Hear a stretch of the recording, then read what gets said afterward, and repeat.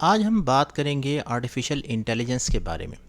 दोस्तों, चाइना के अंदर एक ऐसी यूनिवर्सिटी है जिसमें कैमरे लगे हुए हैं जो कि बता देते हैं कि पीछे बैठे हुए स्टूडेंट्स एक्चुअली क्लास में ध्यान दे रहे हैं या फ़ोन पर गेम्स खेल रहे हैं। इतना ही नहीं, गूगल का गूगल सर्च, एप्पल का सिरी, अमेज़ॉन का एलेक्सा और नेटफ्लिक्स की मूवी रिकमेंडेशंस, ये सारी की सारी टेक्नोलॉजीज़ आर्टिफिशियल इंटेलिजेंस यानी एआई पर बेस करती हैं। एआई की शुरुआत 1940 में हुई। इसका बेसिक मतलब है कि कंप्यूटर को आर्टिफिशियल दिमाग दे देना।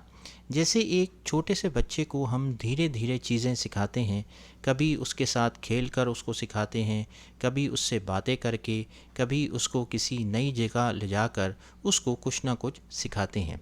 वैसे ही कंप्यूटर को भी हम डेटा दे देकर उसे नई चीज़ें सिखाते हैं। अब एआई और नॉर्मल टेक्नोलॉजी में थोड़ा सा डिफरेंस है।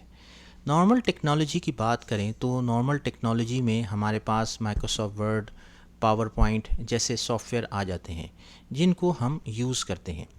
अब माइक्रोसॉफ्ट वर्ड में हम जितने जी चाहे डॉक्यूमेंट्स बना लें, जितनी भी रिपोर्ट्स लिख दें या जितने भी असाइनमेंट्स बना लें, माइक्रोसॉफ्ट वर्ड वैसा ही रहेगा, उसमें कोई नए फीचर नहीं आएंगे। वैसे ही अगर हम बात करें एआई की, तो रोड्स पर जो ट्रैफिक के कैमरे होते हैं वो जितनी भी गाड़ियों का डेटा लेते हैं उतना ही बेहतर होते जाते हैं। तो एआई के पास जितना डेटा आता रहेगा वो उतनी ही बेहतर हो जाएगी। अब यहाँ पर एक सवाल है कि आजकल तो हर कोई टेक्नोलॉजी यूज़ कर रहा है। हर कोई इंस्टाग्राम चला रहा है, व्हाट्सएप यूज़ कर रहा है, फेसबुक चला रहा है, यूट्यूब चला रहा है। तो एआई के पास इतना डेटा आ जाना चाहिए कि वो इंसान से भी ज़्यादा इंटेलिजेंट हो जाए। तो यहाँ हम एआई की दो टाइप्स की बात करेंगे। एआई की पहली टाइप है जनरल एआई और दूसरी टाइप है नैरो एआई। जनरल एआई यानी वो आर्टिफिशियल इंटेलिजेंस जो बहुत सारे काम कर सकती है।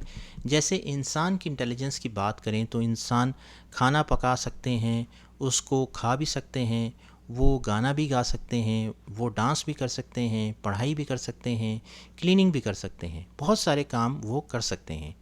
अब वहीं नैरो एआई की बात करें तो वो एक ही पर्टिकुलर काम कर सकती है। जैसे टेस्ला की गाड़ियों की बात करें तो वो यूएस के रोड्स पर ट्रेन हैं, क्योंकि उनके अंदर यूएस का डेटा फीड है।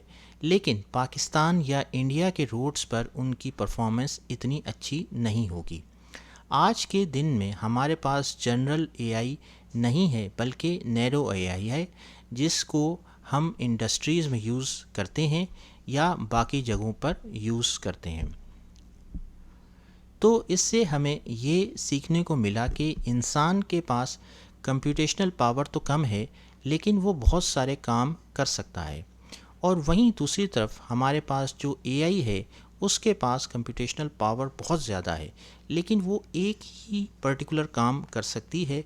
जैसे किसी हॉस्पिटल में किसी सॉफ्टवेयर को बनाया गया है कि वो किसी इंसान के स्कैन को देखकर प्रिडिक्ट कर दे कि कैंसर होने के कितने चांसेस हैं।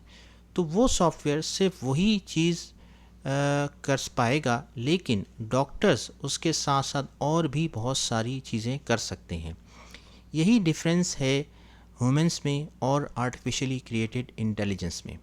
आई होप कि आपको एआई का कंसेप्ट समझ आया होगा।